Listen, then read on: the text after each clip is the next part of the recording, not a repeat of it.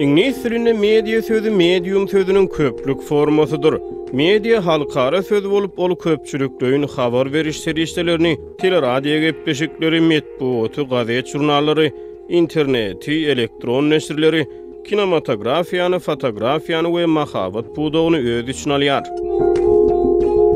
Sosial media adamzadyň soňky 20 ýylyň dowamyny döreden täze maglumat giňişligidir. Facebook, Instagram, Twitter, LinkedIn ýaly platformalar sosial media mysaldyr. YouTube, WhatsApp, Telegram, Quora ýaly ulgamlar hem köplenç sosial media dahyl edilýär.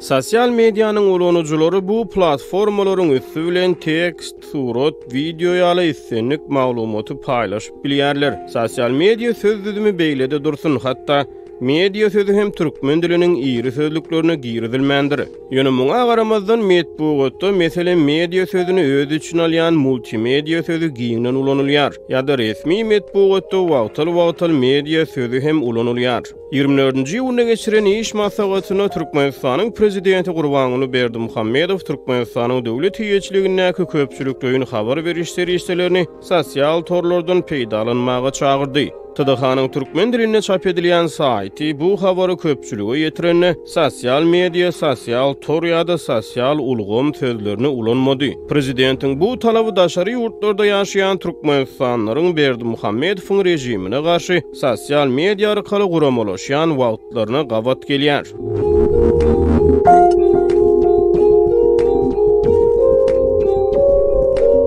Google Translate sosial media sözünü dünýäniň en çeme diline, şol sanly türkmen diline bolşy ýaly terjime edýär.